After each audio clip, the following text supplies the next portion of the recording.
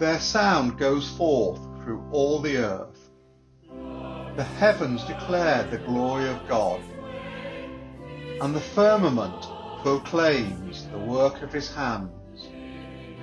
Day unto day breathes forth the word, and night unto night imparts the knowledge. Their sound goes forth through all the earth. No speech, no word, whose voice goes unheeded. Their sound goes forth through all the earth. Their message to the utmost bounds of the world. Their sound goes forth through all the earth.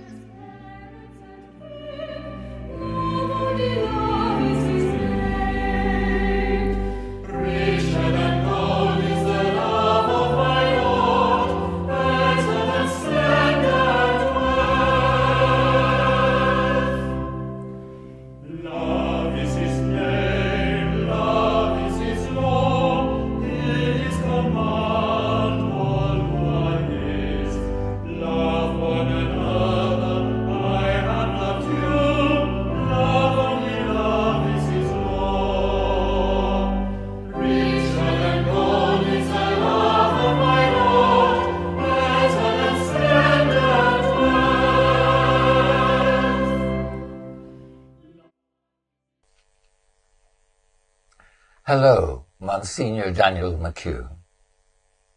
Coming closer to our faith. The Solemnity of St. Peter and St. Paul. Their sound goes forth through all the earth.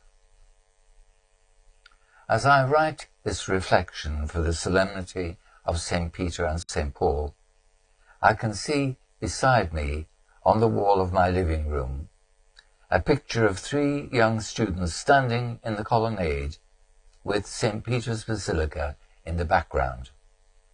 2 of the 3 are deceased.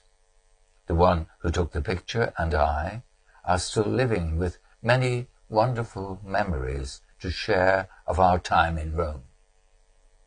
Sunday, the 29th of June this year, will be a day when pilgrims to Rome will make memories that last too. It is a special Jubilee year, and many pilgrims will go to Rome, and St. Peter's in particular, from all over the world.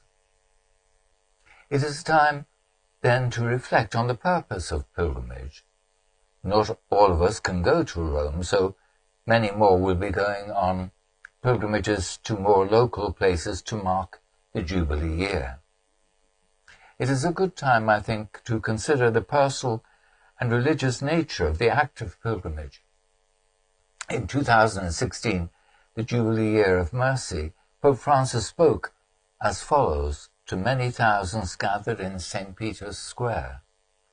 A pilgrimage is not the same as a vacation. Making a pilgrimage to shrines is one of the most eloquent expressions of the faith of God's people.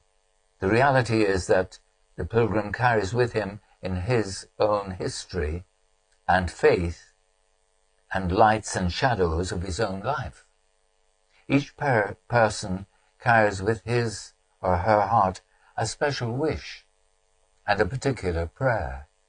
Those who enter the shrine immediately feel they are at home, welcomed, understood, and supported.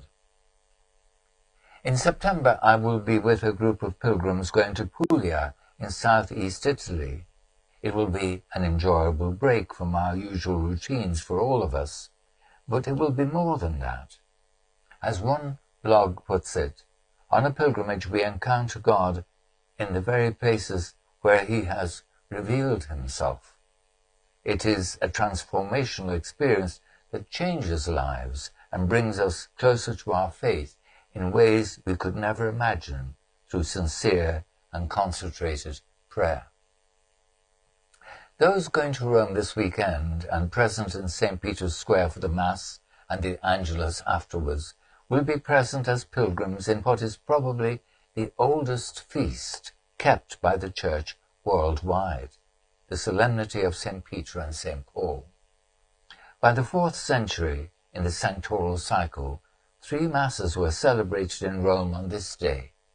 one in St. Peter's, one in St. Paul's, and another in the catacombs of St. Sebastian, where it is said the bodies of the two great apostles were hid in early days. Simon was a fisherman from Bethsaida who later settled in Capernaum. He was introduced to our Lord by his brother Andrew, but prepared for it by another, his encounter with John the Baptist. Our Lord changed his name to Peter, meaning rock, so combining his name with his role in the church. He was one of the first to see the risen Christ and had a special apparition of Jesus. After the ascension of our Lord, he took on the overall direction of the Christian community. He proclaimed the outline of the good news and was the first to become aware that the church should be open to all, the Gentiles and the pagans, as well as the Jews. His spiritual role did not remove him from human limitations, and St. Paul did not hesitate to contradict him in open discussion. For example, about the necessity of the church community being bound by Hebrew traditions. When Peter came to Rome, he became the apostle for all. He fulfilled his mission to be the cornerstone of a building that united all peoples and gave his blood in fulfillment of that mission. Paul, after his conversion on the road to Damascus, traveled in 4 or 5 journeys across the Mediterranean, evangelizing the peoples he encountered. Like me, you may have been to Turkey on holiday and become aware of the vast areas he covered in his enthusiasm for the spread of the gospel, the good news.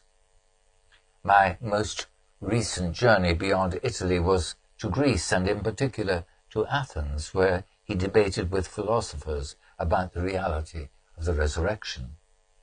He arrived in Rome about 60 AD and ended up in prison for preaching the risen Lord about 63. There he wrote his letters from prison. He was martyred about 67 AD. Peter and Paul were the first 2 great teachers of the faith we hold dear, and going to the places where their remains lie, inspire the church community today.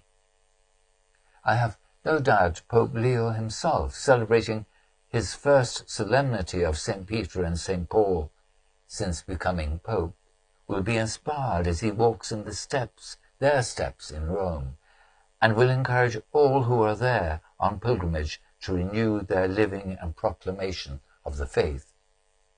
I read with interest his address to seminarians in a Jubilee year event dedicated to them on the 24th of June.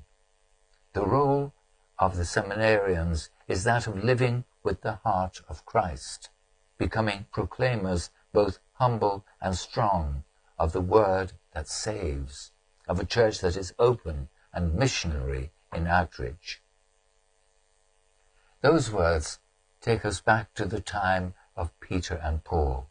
Wherever we go on pilgrimage, may we come closer to their faith, our faith, and may we all play our part in sharing their faith, as Paul urges in Romans 10, taking up the words of the psalm in the vigil mass of St. Peter and St. Paul. Their sound goes forth through all the earth. How beautiful are the feet of those who preach good news.